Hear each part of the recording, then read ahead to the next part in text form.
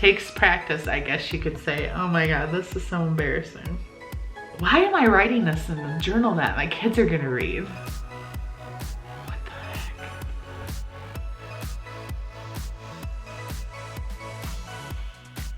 Hey guys, it's Candy. Welcome back to Our Family Nest. So today is going to be episode number 4 of reading my pregnancy journals. And we made the decision at the end of episode number 3, which ended up being a pretty tough, tough reading. I had just finished it. It's literally 3 minutes has gone by and I'm just gonna pick up, and I'm excited to start Blake's book, especially because I ended on such a, Andrew's journal started talking about the struggles that I had to go through with Andrew's dad taking me back to court trying to get custody, and it just brought up some memories that are pretty rough. So I want to kind of like wash those away and jump into some happy times. And I thought it would be kind of fun because I have all 4 of the journals here, one for each kid, to kind of keep them in like sequential, is that the right word? Timeline, like by date. And it had already said in Andrew's journal that Blake was born because it was end of 2000. So we're gonna start on Blake's book for this episode and kind of try to keep the dates somewhat together. Like once we get to the point, then once Chase is born, start his journal, so on and so forth. Because it's not like I wrote in these journals a ton, so there's no point in just finishing Andrew's book and whatever. Okay, anyways. So, Journal of Blake Joseph Grigorchak. So this is October 11th, 1999. Dear baby. Now Blake wasn't born until June of 2000. So here we are, me and your daddy, on our way back to Toledo, Ohio from our honeymoon. We spent 7 nights and 8 days in Kauai, which is an island in Hawaii. We were just married on Saturday, October 2nd at Olander Park in Slovenia. We got married outside and we had our reception right after at the hall there. We had about 100 of our closest friends and family there with us. Everything was perfect. Your daddy looked so handsome that day. So did your big brother, Andrew. He was such a doll. He danced the night away. Andrew danced so much at our wedding. It was so cool. Before I talk more about the wedding and our honeymoon and how your daddy and I met, trust me, we have an 8-hour flight, so I have plenty of time.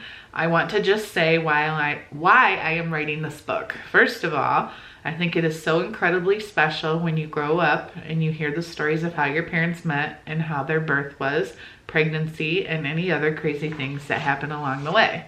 Second is that I wrote a journal like this for Andrew, and I want to do the same for you. So many times people go all out for the first child, but by the time a second child comes, you don't take the time to do all the same things. But you will be your daddy and I's first child. Speaking of which, I'm probably not even pregnant yet. We would both love it if I was, and believe me, we are and will be trying. I got pregnant with Andrew pretty quick, so hopefully I will again. Right now it is so pretty outside of our airplane. The sun is setting and the horizon is beautiful. Okay, here starts the long story of how I became Mrs. Kenneth Joseph Grigorchak. By the way, sorry about the last name. That's pretty funny. Okay, back when I was 13, 14 and your dad was 12, 13, I was babysitting after school every day Kyle and Shane, whom lived across the street from your dad. When the boys would go outside to play, I would go out with them and play basketball, football, or whatever. One time we were outside and your dad, who everyone in the neighborhood called KK, was outside with another guy named Tracy. Within days or weeks, we were boyfriend and girlfriend. Days or weeks? Whoa. Your dad says he most remembers seeing me for the first time with yellow sweatpants on. I just thought your dad was so cute. His blonde hair and blue eyes won me over. What was even more strange was in the summer, 2 years prior, I was hanging out with my next door neighbor, Jason, and we were looking through our yearbooks and I seen your dad's picture. He had curly hair because he had gotten a perm. I thought he was a babe. I basically drooled over his picture, of course not having any idea that I would meet him later. Anyways, we would hang out together whenever I was babysitting, especially on Saturday nights when they went bowling. Your dad would come over and we would cuddle all night and we kissed a lot.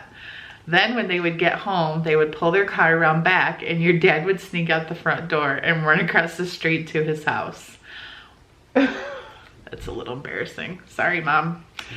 Sometime in the winter of my freshman year of high school, your dad was in the 7th grade. Your dad came over to my house one night when I was home alone. Actually, I just remembered that it was Valentine's Day or close to it because your dad had brought me over a white bear that was holding a red heart. How sweet. Well, we were watching TV and kissing, and my parents came home early from bowling. So your dad decided to hide out in the garage, but I was acting all nervous and stuff, so my dad knew something was going on. So I told him, and he made you leave right away. And after that, my dad told me I wasn't allowed to see your dad anymore. And within a couple of days, I called your dad up one morning from a phone booth at school and broke up with him. I don't really remember this, but your dad really does, and he claims I said I was too mature for him, so we had to break up.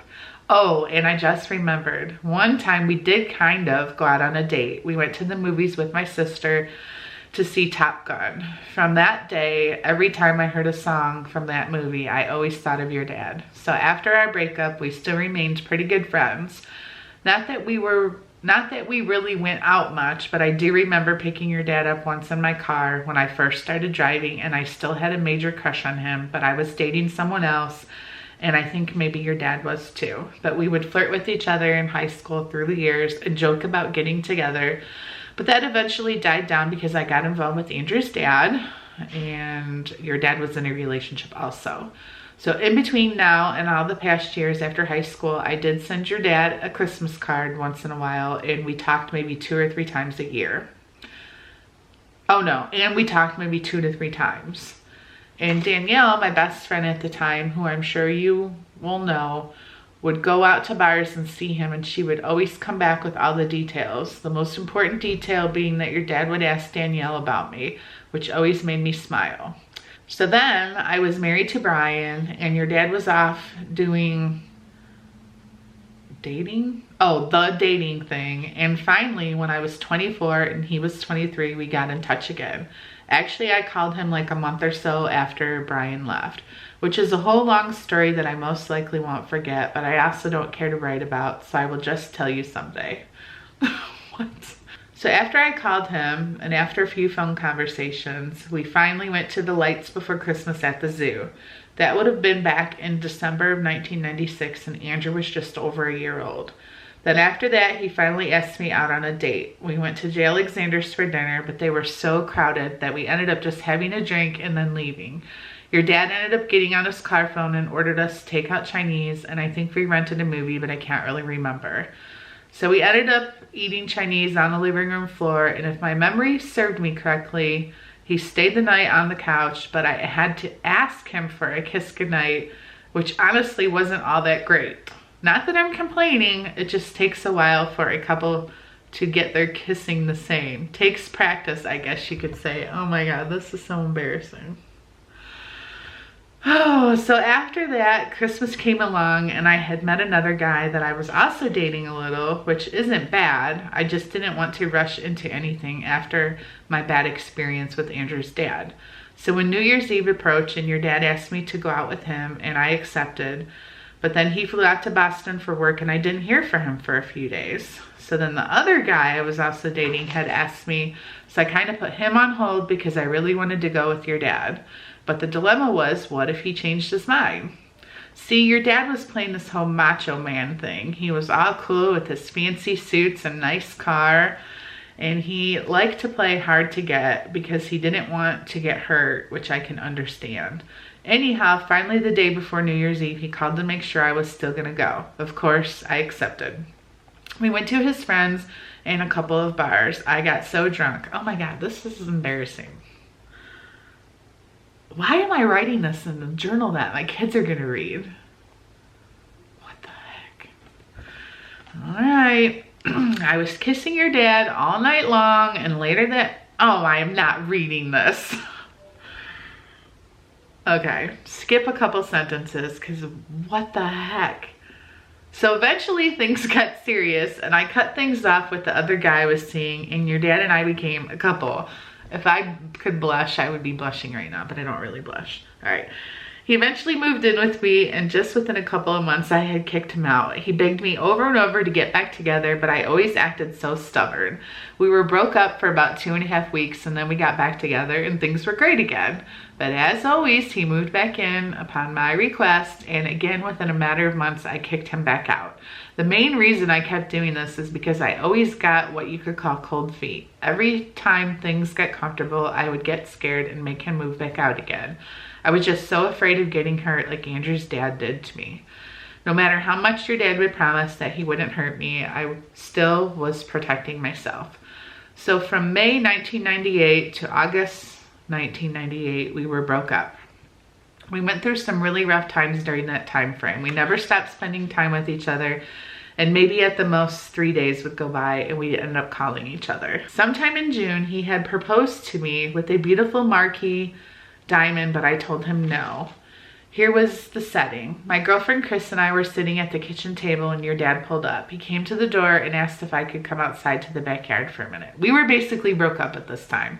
I don't know, I maybe never have told anybody that he proposed once and I said no. I don't think we've ever shared that story.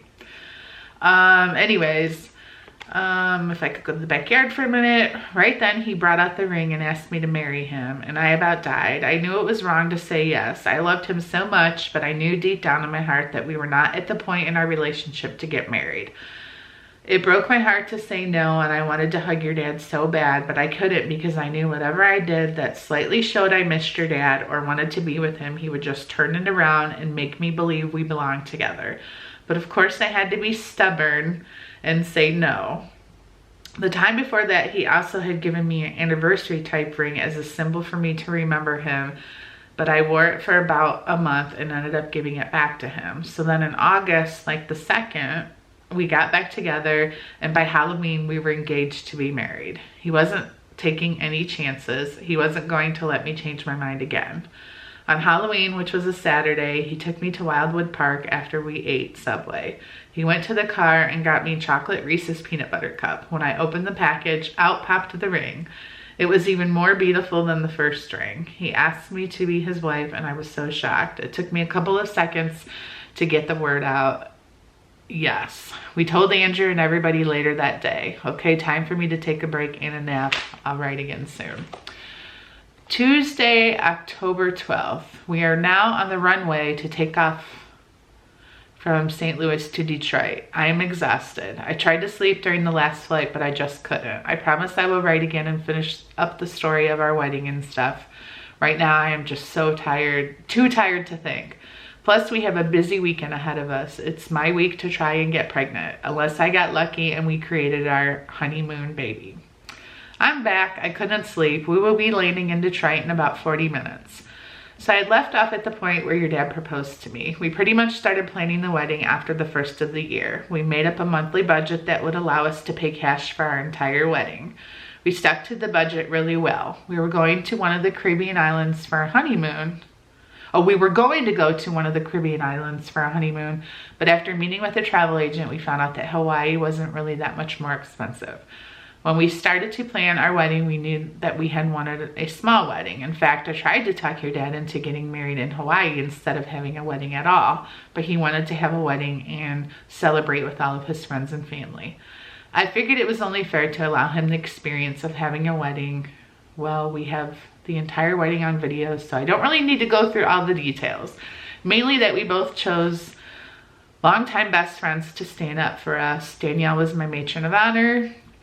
She has been my best friend since 7th grade, and your dad had Keith, who was his neighbor growing up, pretty much his friend his whole entire life. I had my dad and Andrew walk me down the aisle. Andrew was so cute. Our first dance was to a song by Chicago called Will You Still Love Me, which was our song when we were younger. How sweet, huh? Well, we are landing early. I'm so glad. I miss Bubba. That's what we call Andrew so much.